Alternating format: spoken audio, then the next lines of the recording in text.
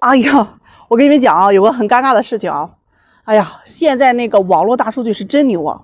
我高中班主任看到我视频了啊，这不是关键啊，关键是他现在单身啊。嘿，这还不是重点，重点是他要让我给他相老伴儿啊。哎呀，这就有点尴尬了啊。我那个班主任啊是男士，这个教物理的，57岁。当年我对他的印象就是我都让他揍了好几回了。但他今儿跟我说呀，自己其实骨子里是一个很温柔的男人。哎呀，我暂且相信了啊。这不儿子家庭稳定了，自己就想找一个老伴儿嘛。现在是有车有房有社保啊，又在编制单位，还有2年半退休。我就问他，我说老师你想找个什么样的啊？他跟我说这条件不重要，我比较看重人呐，人品要好。我一听，哎呀老师呀，人品这个一时半会儿是看不出来的呀，你得给我讲点重点条件。年龄不能太大了啊，45岁以下，40岁最好。性格温柔体贴，长相好看，哎，身材苗条的。我这一听啊，我说老师啊，这肯定不现实呀！你看你这比人40岁的女人大了都快2轮了啊，人家肯定不同意，除非你其他条件很优秀，那有可以跟那些40多岁的男人可以博弈的筹码。哎，接着他跟我说呀，我这天天健身着呢啊，身材好，体质棒啊，哎，再要个孩子都没问题。哎呀，我就有点苦口婆心了，委婉的表示，老师呀，外表再靓丽，这里面的配件上了年头，它也不太行啊。咱找对象啊，不能要求相差太大的。你看50岁左右的这个大姨啊，哎呀，这也挺好的嘛，有个退休金的，年龄比较合适，这共同语言也比较多一点。不然年龄相差太大了，这代沟也多，容易出毛病。老师一听啊，不行，你不知道呀，哎呀，我那边好多同事啊，50多岁的事事的我都看不上啊。那你给我找个45岁到50岁的吧。我问他，我说有没有其他的要求？他说要找个会唱歌的，喜欢跳舞的，哎，能说会道的。我说老师啊，有一个45岁的这个大姐，人挺好啊，是个企业会计，有车有房子，单身好几年了，有个2岁的女儿在上大学，你看要不给你撮合一下？老师一听啊，哎呀，这2个孩子呀有点多呀，都上大学了，开销是不是挺大？看了照片之后又跟我说呀，这个脸有点长，不是我喜欢的点，带出去别人看了都没面子呀。看在这多年的师生情谊的这个份上，我又给他介绍了一位49岁的，是个幼儿园园长，有个儿子也成家了，人挺好，有气质，而且还会唱歌跳舞的。我一看这简直就是绝配啊，我是非常自信的找到他。哎呀，老师一看呀，哎呀，这个条件不错，一问孙子2个，平常还得给儿子看孙子，那不就没的2人世界了吗？跟我说呀，我找老伴都是图那个精神伴侣，有个知心人的，能生活在一起啊。这要是给人看孙子呀，那我图点啥？哎呦，听得我这边呀，主要都是那些20、30岁啊，这个单身资源很多嘛，这个40岁以上的单身资源本来就比较少，我这班主任又摊上比较挑，没法又到处给他划了这个人啊，同行其他老师那儿找了一位事业单位工作，哎呀，45岁左右啊，有房有车，长得真有气质，身材很好。最主要呀，这个孩子跟前任定居在外地，一般也见不到。哎呀，我那是倍儿自信啊，去跟老师说呀，你看这个咋样？哎呀，老师一看呀就很喜欢呀，懂他，我就给他呀联系这位大姐去了。没成想呀，人大姐要求男方55岁以内，有车有房，年收入20万以上，哎，没有儿子，别有负担，情商高，长得还要帅，另外还要每个月负担5000块钱女方的生活费啊。我这给我班主任资料一看呀，给我班主任是一顿点评啊，说个子太矮，长得一般，哎，年收入太低，而且还是个男老师，不接受。哎呀，收到这回复，说完了，回去得给我老师委婉的说呀，我说人家觉得你年龄差的有点大啊，赚的不太多。好了。哎呀，这把我班主任给气着了，当年那脾气啊又给亮出来了，给这大姨啊一顿输出啊，这女方能耐不大，要求不小。哎，情绪好点了跟我说，小张啊，给我换个人吧，我这人生大事啊就交给你了。哎呀，那一瞬间呀，我是一哆嗦呀，我是欲哭无泪啊。我跟你们讲啊，哎呀，我能让有些人给气死啊，相亲双标不说，还跟着做梦死，咋的？上市场买菜不给钱，非得说你看上就是你的了呗。前些日子我给一对单身男女介绍对象啊，这男方93年的985本科工程师，年收入有个30W 左右，有车有房，父母在体制单位啊，哎呀，长得也不错，就是个子不太高啊。女方呢是94年的本科私立学校老师，收入有7、8个，长得呢也不错。两人见了面之后啊，这男士就特别喜欢这姑娘啊，但这姑娘就挺拧巴呀，觉得男士有点矮，哎，看不上他，但是也说了愿意发展一下感情。男士这平常是嘘寒问暖啊，一到周末就约出来请客吃饭，认识了将近2个月，他又去尝试拉着姑娘的手啊，这姑娘直接给甩开啊，拒绝了。男士问他是不是不太合适，姑娘呢人就说了啊，发展太快了，想要再考虑一下，希望男士能够给他一段时间，并且承诺了今年底之前会给他一个结果。男士第2天啊直接断联呀，转身跟我说不合适换人。我又给他介绍了一位96年的姑娘，本科做统计工作的，家里也是体制单位。人这姑娘猛啊，两人见面第一天呀，主动跟男人说呀，我喜欢你，觉得你年纪轻轻特别有上进心啊，我很欣赏。男士对这姑娘的印象就特别好感啊。第二次见面，两人直接牵手；第三次见面，拥抱加 kiss， 两人直接确认关系啊。昨天晚上呢，男士在朋友圈里就发了个官宣啊，两人的照片。哎呀，这给第一个姑娘看见就炸了锅了啊，觉得男士那是脚踩两只船，不负责任，找到我门上来了，埋怨是我给他介绍对象了。这给我整生气了啊！难不成和你相亲的男人都得等你权衡利弊，有合适的一脚给踹了，没合适的再转脸回来呗？他跟我说啊，这个男士是喜欢我的，我也没拒绝他吧，要不是你给他介绍，怎么可能会把我给甩了？听的人真的是很无语啊！人家是相亲来的，又不是扶贫来的，你从不给别人带来一些好处，时间长了，那别人自然会觉得不值得，他肯定会要去找其他更好的选择。这姑娘听了不服啊，我对他怎么不好了？不就是没让他牵手吗？哎，哪次他约我没出来了？哎呀，拜托姐妹儿，你出去吃他的喝他的，给他甩脸色，这就对他好了？那我去服装店买衣服，哎，我看上了件衣服，我就要试一下，结果店员对我是爱答不理，我特别生气啊，转身就走了，去别人家买了。我就这样，谁对我热情，我就买谁家的。结果那个店员反而去埋怨我说，你看上了你不买就是你不对了。哎呀，他还委屈，说辛苦在店里工作了。你说搞笑不搞笑？这姑娘不服啊，那我也没有拒绝这个男士呀，只是发展太快了，需要一段时间去适应嘛。反而他这么快的找到对象，一开始对我的感情就不纯粹，2个月了呀，还不够你明确的吗？无非就是看不上这个人，还舍不得他这个条件，权衡利弊一下，看看有没有更好的。哎，人这姑娘显得就很委屈啊，跟我说，那我权衡一下也没有错吧？哎，没错啊，但是你也没有必要去炮轰对方不纯粹吧？人与人之间的关系啊，本来就是自愿的。相亲这个圈里，大家都在权衡利弊，你有选择的权利，他也有啊。你的委屈跟这个男人无关，是因为你贪心，你明知自己不喜欢他，却还是贪图他的物质条件。哎，你贪图可以，却不想给他想要的东西，人家不陪你玩了，你 hold 不住这个男人了，还想让他来给你女人的权利啊？说别人权衡利弊，你自己又何尝不是呢？如果他提供不了你想要的东西，大概率你会让他滚蛋吧。奉劝那些在相亲市场上去抱怨为什么对方不选你的主啊，不要去跟这个市场的规则去对抗，权衡利弊大家都是相互的，有时间去抱怨，不如多选择花时间把自己打造成，即使他权衡了一圈以后啊，依然会心甘情愿选择你的那个人。你还跟他比呀？哎呀，今天给你们唠个相亲成功的故事啊！整天听我吐槽，好多伙伴说要命了啊！很多人跟我说，老师，你今儿跟我讲相亲成功的，我都觉得像听神话故事呢。关注我比较早的老粉啊，应该是有印象。这个去年我就分享过一个姑娘啊骑电动车去相亲那事儿。就是去年的时候，有一个姑娘和一个小伙子啊给他们介绍对象，第一次见面就约在这个饭店里啊。这男士打电话给这个姑娘，就说要去接她。人姑娘一看这两人相距太远了嘛，觉得男士接她路程会变长，而且也比较麻烦，就委婉拒绝了。她就跟男士说啊，自己要打车去。哎，这男士拗不过呢，就自己去了饭店。这个姑娘呢，她就原本是想着打车的，但是又觉得吧，这个饭店吧，她也不是很远，打车吧就比较贵，于是啊，就骑着她妈妈那种老款的电动车啊去相亲。人这姑娘是精心打扮了一番啊，你想想，穿着这个白裙子吧，应该啊，骑着电动车就去了。哎，那电动车她买的时间也比较长了啊，这年限一长就有点破，嘎吱嘎吱的响。这姑娘去相亲啊，她要面啊，提前就把电动车就停在了离饭店门口啊这个不太远的一个停车场里面。吃完饭，这男士就要送她啊，她这不是因为有电动车在的嘛，就给拒绝了，让男士先走啊，她怕看见呀，就在那求这个男士走了之后，这姑娘就偷偷的去骑车啊，没成想就发生一件很尴尬的事情，就是她骑着电动车啊，就吱嘎吱嘎的就往外骑的时候，正好碰见男士在那付停车费啊，哎呀，那一瞬间啊，两人四目相对啊，特别的尴尬。这姑娘就心里想着，哎呦我去，这也太巧了吧，好丢人呐。男士就想着哈，这怎么办啊？怎样才能显得不那么尴尬？哎呀，两人简单打了个招呼，因为特别尴尬嘛，就赶紧分开了。这个回家，这姑娘就跟我说，哎呀，自己觉得特别丢人啊，觉得这个印象肯定不好了。没成想人男士啊对这姑娘的印象就特别好，觉得她呢不做作，哎也没有虚荣心，还朴实无华的，就决定一定要去追这个妹子。从这个事情之后啊，这男士就每天跟这姑娘聊天啊，哎呀，两人一有空啊就约出来吃饭。人男士心比较细，每次约会啊就在这姑娘家附近，再也不用骑电动车去了。吃完饭呢，两个人就经常去踏马路啊，走走停停的聊天。哎呀，都能每天从8点多聊到11点多，直到把这个姑娘送回家，那还依依不舍。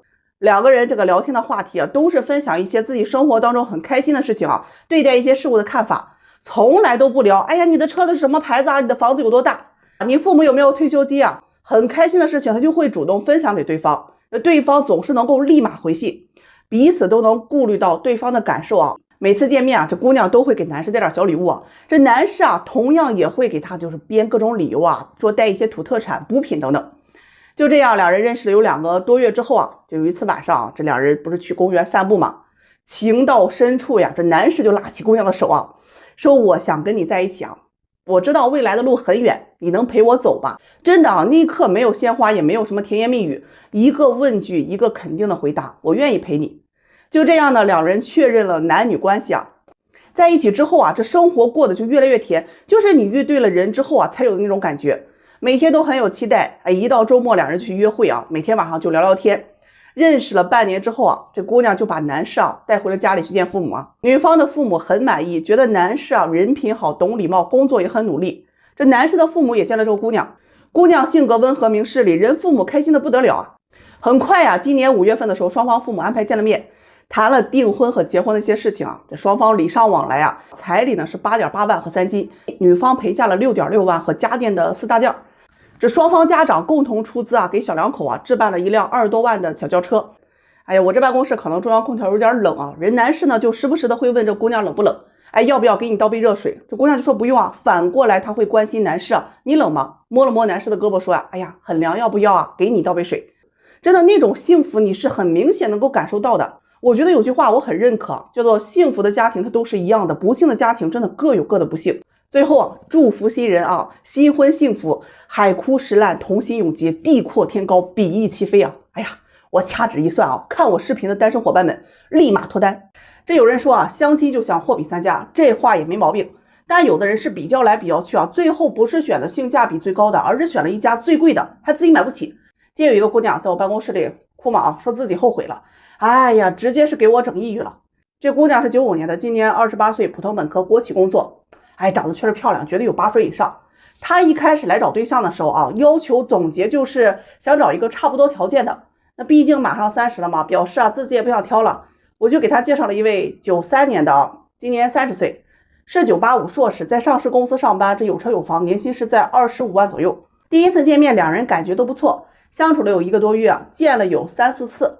男士呢就跟她表白了，说自己挺喜欢她的。哎，人这姑娘呢绝对不慢热啊，也不钓鱼，说回去考虑2天。好了，第3天，她给男士说呀，哎呀，不好意思，我是慎重的考虑一下啊，觉得我们俩不合适。哎呀，你说这给男士给整懵了啊，谈了1个多月了啊，手都牵了，还让抱了，怎么就不合适了？那我作为中间人呢，我就去问这姑娘原因啊。人这姑娘给的理由就是感觉男士啊还不够优秀，达不到自己的预期。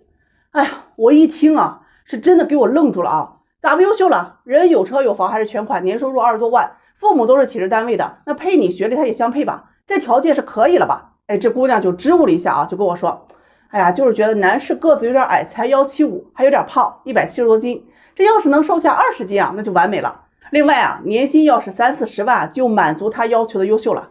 真的，兄弟们，听完我就给整抑郁了啊！男士这条件在相亲市场上，他分分钟就脱单了。你想当县长夫人，你得跟着他从基层干起吧，最少有个10年8年啊！哪有捡县城的馅饼吃得好，人家当县长了，你给看上了。他说自己也不是非要去找什么官2代、富2代啊，也不是那种哎呀眼高于顶的女人，想找符合他标准的那种男人。我问他，我说符合你标准的这种男人哈，人家一定也挑的。那你有什么？他说我是有资本的，我长得很漂亮。你看，你把相亲当生意，你出美貌，他出优秀的条件，那公平交易，童叟无欺啊，这个也没什么问题。但是这里面有一个致命的关键，就是你的美貌会消失的，他的优秀一定会随着时间逐年递增的，而你不可能1年比1年要漂亮吧？最后他反正就是我强烈要求换人的，换更优秀一点的。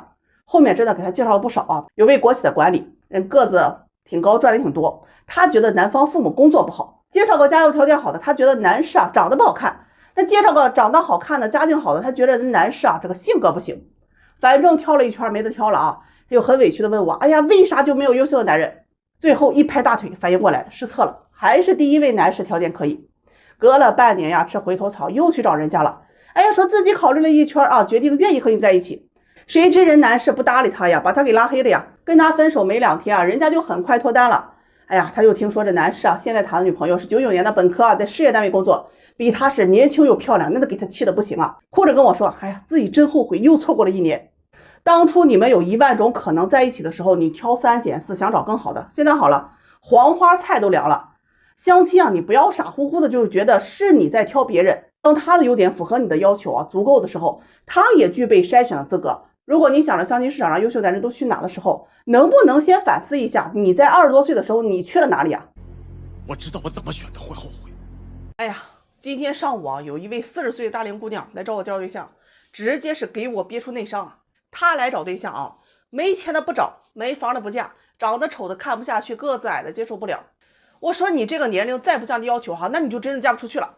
她一听就开始哭啊，哎呀，哭得我心里就是又拧巴又难受。她说周边亲戚朋友啊都已经不给她介绍了，觉得她年龄大呀，好多媒人都只是嘴上答应，1年也介绍不了2个，还都是不符合她择偶要求的歪瓜裂枣。她越想越后悔啊，边哭啊边说自己这些年的感情经历。曾经啊有个谈了5年的初恋，对她特别好，每个月赚的不多，但基本都花在她身上。她想要的基本男方都会满足她，也会心疼她，也会关心她。但那个时候她说自己不懂事，全听家里的。父母不喜欢她这个初恋，因为赚的少嘛，老家又是外地的，条件还差。哎呀，父母就一门心思想让她找一个本地的条件好的有钱的。她就被父母说的，也觉得啊自己应该找个条件好的。那个时候她就是一个文员，1个月拿着2000的工资，想着能嫁给月薪1万有车有房的。从那年开始，也就是25、26岁啊，开始频繁的相亲，确实有条件好的看上她了，有车有房好几套，家里还是拆迁户啊。谈了半年呀，怎么也接受不了对方性格不好，不让她不懂她，还经常和她吵架，受不了她就提出分手啊。后面又谈了一个条件不错的，对她也挺好的，但这2人啊谈了不到3个月也分了。她觉得男方太矮啊，长得也不好看嘛，连牵手亲吻的欲望都没有，而且男方性格太老实，觉得这一辈子这么生活他能憋屈死，说什么也不愿意了。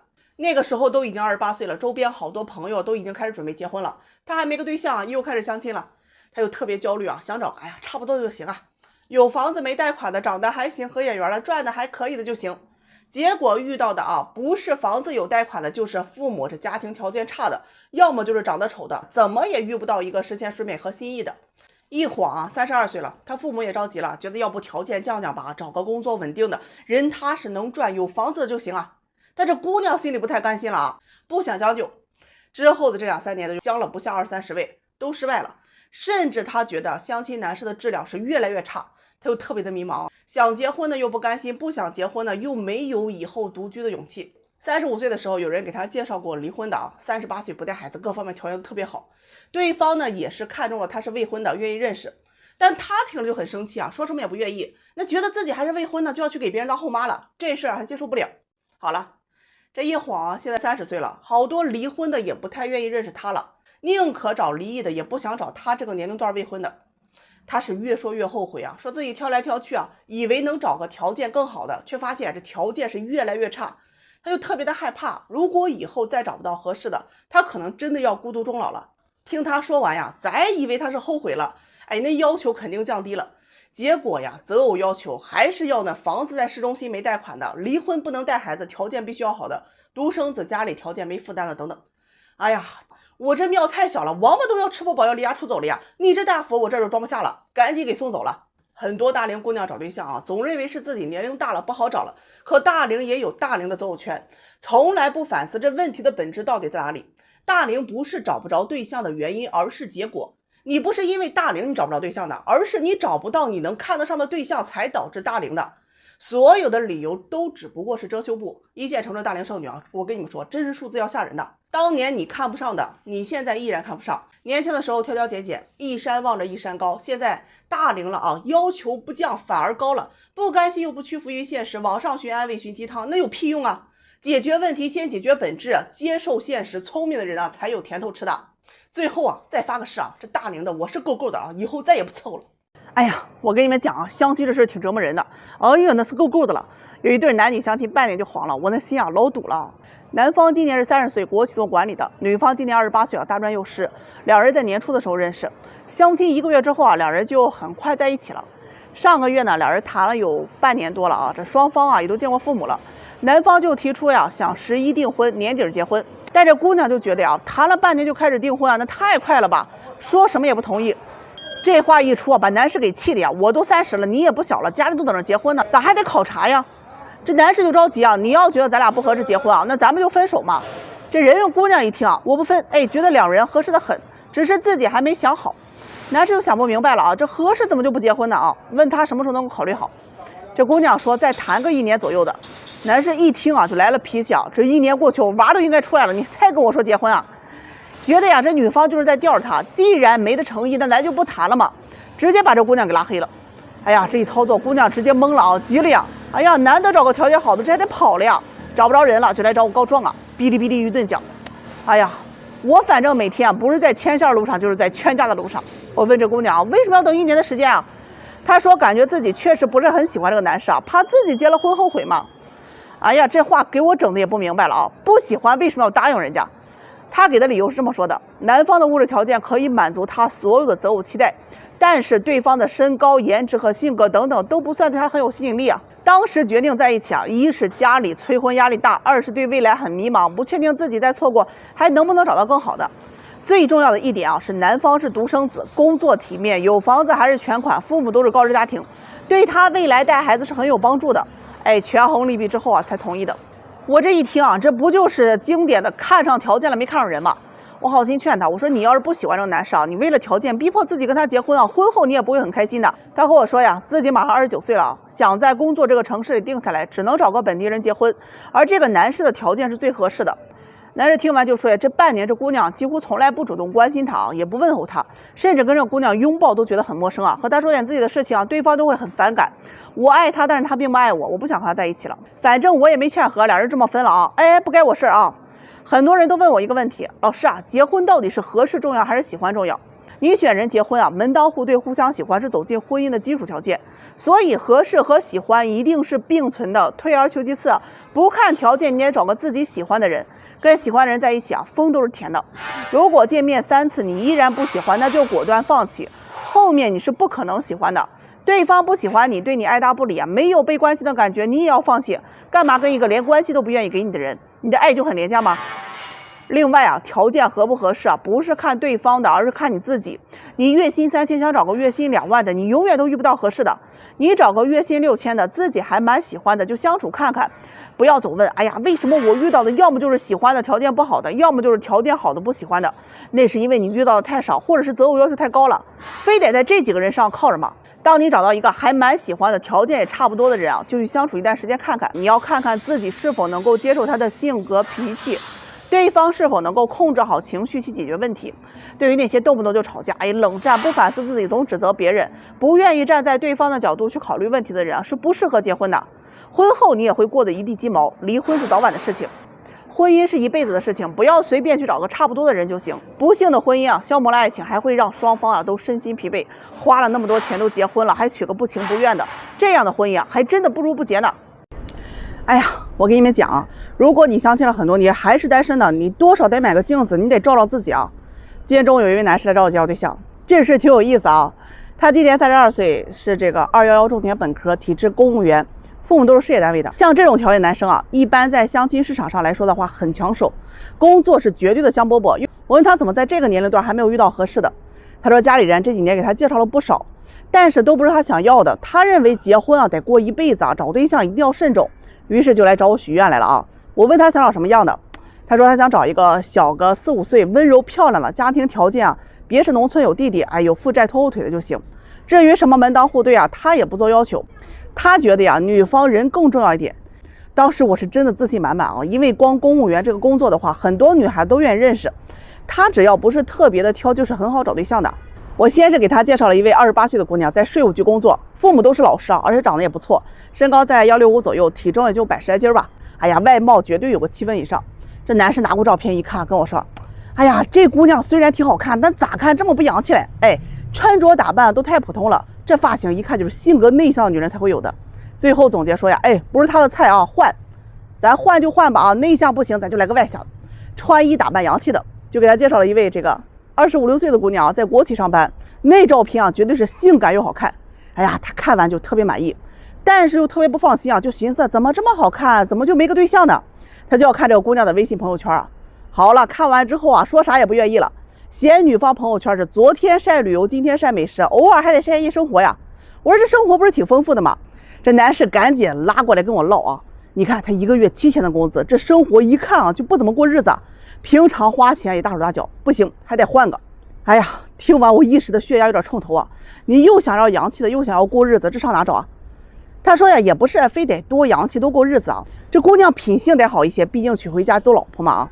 咱听了忍了啊，毕竟做服务的，又给他推荐了一位27、8岁，长得漂亮，家庭条件也不错啊。这会儿我聪明了啊，先看朋友圈啊，哎呀，一看就是干净利落的，我就特别自信。还没等跟这个男生说太多啊，他一看这姑娘年纪轻轻在公司做管理，年薪有30多万了，他又直接不太能接受啊。觉得女孩子娶回家要以家庭为重，得是贤妻良母型的。反正啊，这位也不行，我就平复了一下自己的心情啊。既然都已经忍到这儿，咱再不能放弃啊。我又给他找了一位小学音乐老师，97年的年轻，漂亮，真的特别漂亮，外貌绝对是在8分以上。哎呀，乖乖女的形象，独生女啊，父母都是在国企这个做职工的。男士看了又跟我说呀，哎呀，这人确实不错，就是个子矮了点啊，才160。而且还没个编制，万一最后失业了，在家做个全职太太，那我这压力都太大了。有没有这个条件的正式编制老师的？哎呀，真的啊，咱都忍到这儿了，是愣是没忍住啊！你这佛也大呀，我这庙也装不下。这个世道没有那么十全十美的，你想找个漂亮的女人啊，你就得接受她的爱消费和矫情，人家就有这个资本啊。想找个懂事会过日子的女人，你必须得接受她的不时尚；想找个事业型的女人，你必须得接受她顾不了家；想找个顾家的女人，你必须要接受她赚不了钱。想找个独立的女人，你必须得接受她的固执和主见；想找个能干的女人，你必须得接受她可能的霸道和不讲理。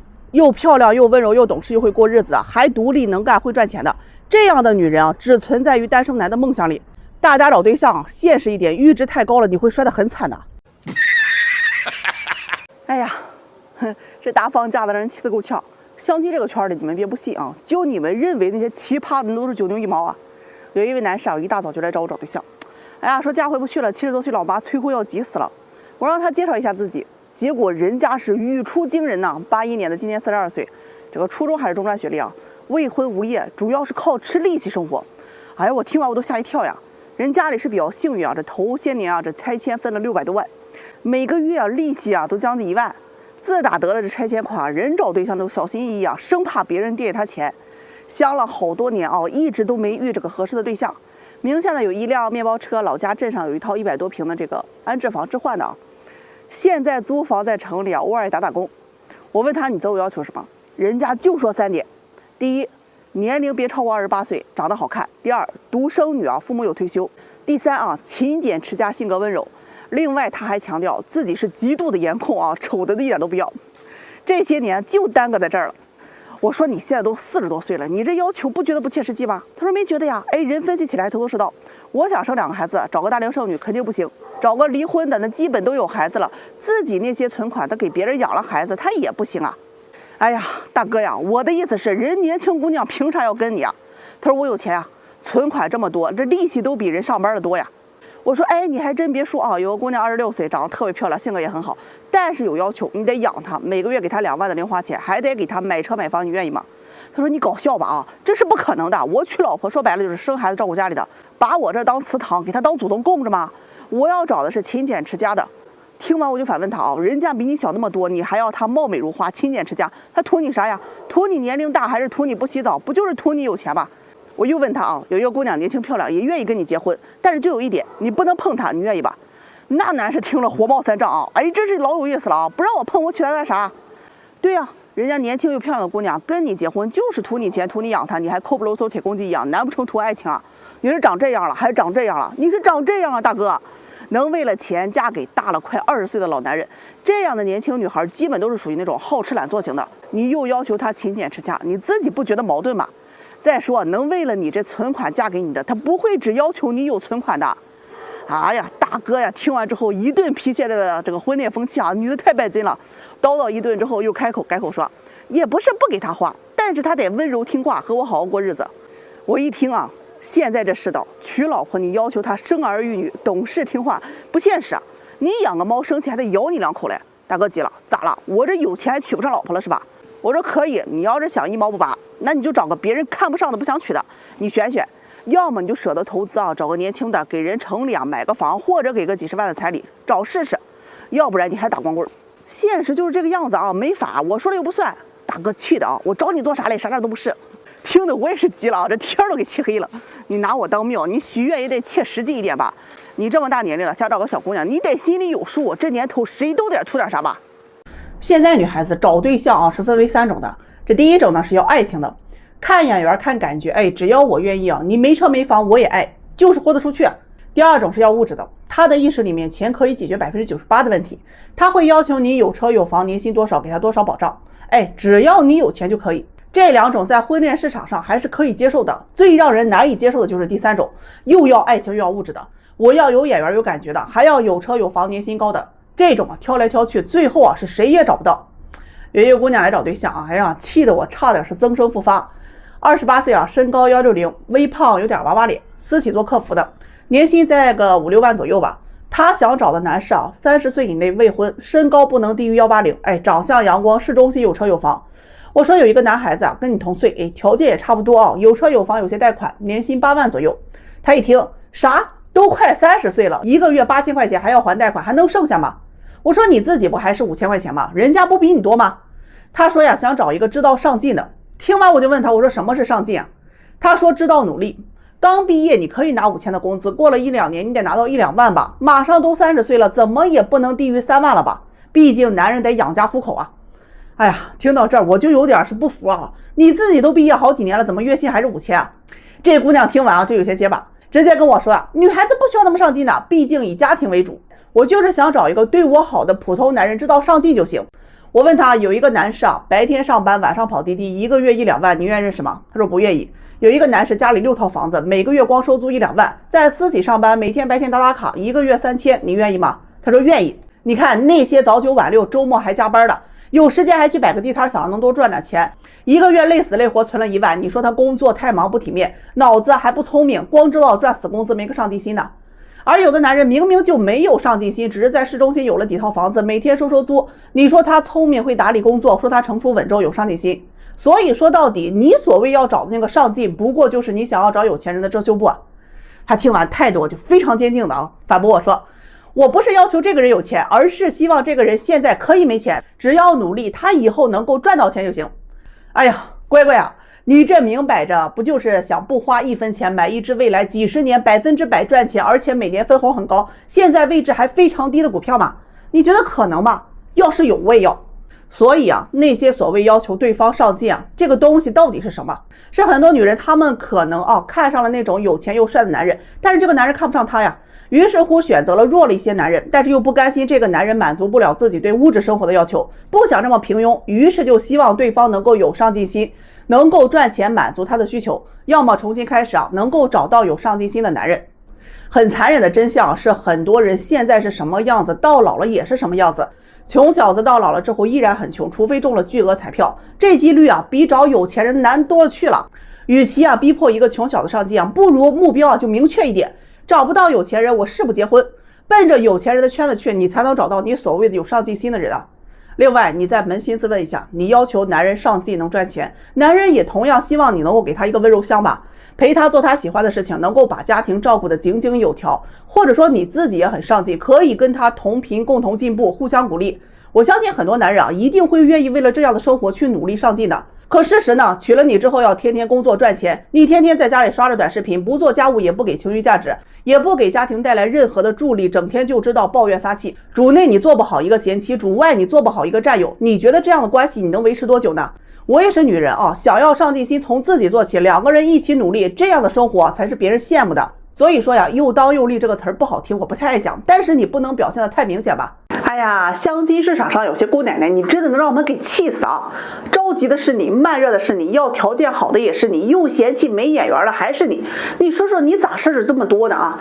有一个姑娘在移动上班，一个月3、5千块钱，36岁了，我喊声姐没毛病了啊，应该是5、6月份来找我交对象，跟我说呀，特别着急啊，要不结婚啊，这生孩子都高危了。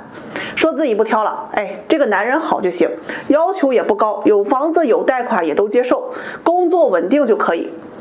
我就记得当时那个月啊，我给他介绍了一个男士，比他小了2岁，人家呢也不嫌他年龄大，市中心有房子还是全款，工作也稳定，年收入还不低嘞，1个月能有个10000把块钱。这条件配这姑娘，我觉得是绰绰有余了啊。就是男士啊个子矮点，不太好找对象，人要好找，他也不找这姑娘，对吧？他一看男士的条件就特别愿意，觉得男方啊条件好啊。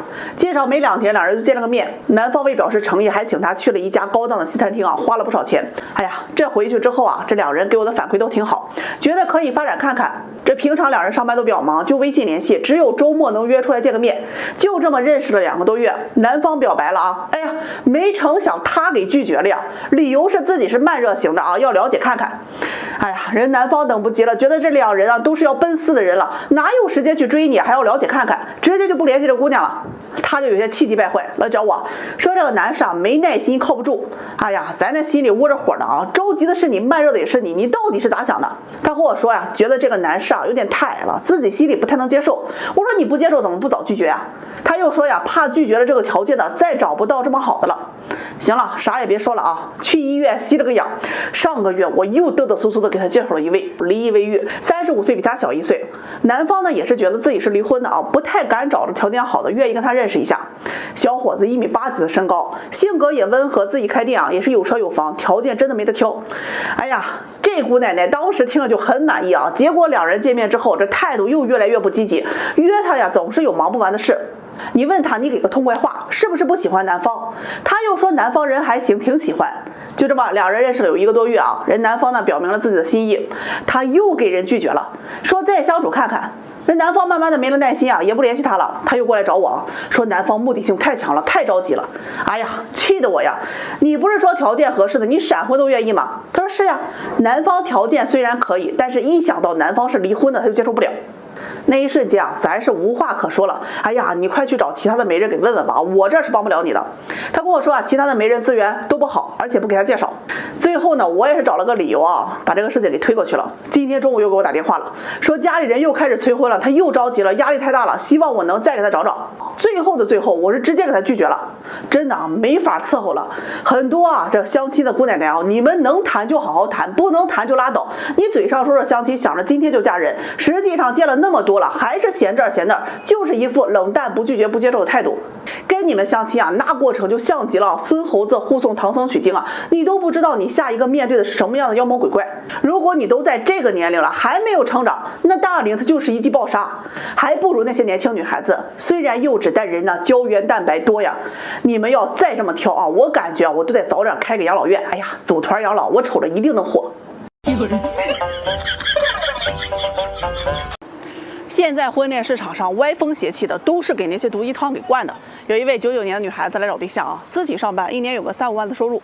她的择偶要求就想找一个有稳定工作，1年也能赚个3-5万的，脾气温和的男孩子。这择偶要求啊，算是比较正常的，有没有房子都不重要，知道赚钱攒钱就可以。谁知啊，旁边就有一个老鼠屎啊，88年的二婚女人啊，上来就以教育的口吻说这个姑娘傻呀，这年头嫁一个1年5万的够干啥的，家的都养不起。我要有你这个年龄啊，年薪30万以下，没房没车的我都不考虑的。人姑娘就反驳他说啊，我觉得2人一起努力，什么都会有的。哎呀，你猜这大老娘们说啥啊？我都离过婚了，没钱你都得喝西北风的。听到这儿我是气不打一处来啊，没钱你自己赚呢。他说我是女人，为啥子要赚钱啊？听到这句话，二话没说，直接给送出去了。许愿找错门了吧你？现在谈恋爱啊，男人要给女人买东西、送礼物、吃大餐、发红包，不做这些的就是不爱她。累了一天呀，回到家里还要哄你，不哄女人就是真难挨呀。稍有意见不合的就是下头男，一边花着男人的钱，一边还理直气壮。生气的时候把男人骂的是狗血淋头啊，男人还不能还嘴，你跟我讲理儿，你就是不对。找对象呀就要高富帅，男人身高低于170啊就是残废。择偶要求一个比一个高，自己身高1.5米，非要找个1.8米的男孩子，自己月薪3000啊，看不上人家月薪2万的。哎呀，这都是被毒鸡汤给灌的。网上的视频，2婚3婚都能嫁给多金的富二代，对他又是洗脚又是做饭，40多岁还能遇到刻骨铭心的爱情啊，送车送房送钱的。你也不想想，这世上哪有那么多好事儿？现实就可能这样吗？那就算是有好事，还能轮到你吗？就是这些毒鸡汤呀，让那些有对象的都开始挑剔自己男朋友不够好，总觉得世界上男人那么多，分了手离了婚还能找到更好的，认为网络上啊炫车炫表画大饼那些男人非常有魅力。本来平淡安逸的生活也被折腾的是鸡飞狗跳的，没对象的就每天啊活在梦里找对象了。全国14.1亿的人口，有13.45亿的人口的工资都在5000以下，这就是真相。家里穷的没个镜子，都不知道自己照照自己，要啥啥没有，欠着花呗、信用卡的，怎么有脸提这么高的要求啊？可怜有些男人收入不高，只能拼命的对女孩是言听计从，像个舔狗一样讨好自己的女朋友。只要女孩想要就想尽办法去满足。他以为自己做了这么多的牺牲就能够挽留住，谁知人算盘打得可叮当响，你早已成了人家的备胎。更可怕的是，有些女人竟然还玩起来攀比。我闺蜜男朋友给她买了一个2万的包，你必须给我买一个3万的。谁出了20万的彩礼，你不能低于30万。他家的房子500万，你得给我买个800万的。你爱不爱我呀，就得看你舍不舍得给我花钱了。再看看现在电视剧里都演的什么玩意儿啊？有钱多金的霸道总裁爱上了相貌平平、能力还一般的灰姑娘，再引来好几个富家公子哥一起争风吃醋，就是为了能博回姑娘的芳心啊！同样的剧情，换个演员和名字，年年拍天天演。现在的女孩子最爱看这种脑残剧了，看着看着就幻想一堆人能够追着她了。看剧不可怕，怕的是你把自己给当主角了。那些毒鸡汤真的会让人脱离实际，忘了自己到底是几斤几两。这个世界上也根本没有完美的伴侣，有钱的他可能不顾家，浪漫的他可能会花心，老实的他可能会直男。真正聪明的女人知道好的婚姻是2个人相互体谅，齐头并进，想要过好日子就得少听毒鸡汤。下回再有这种唧唧歪歪的王八直接关门给送出去。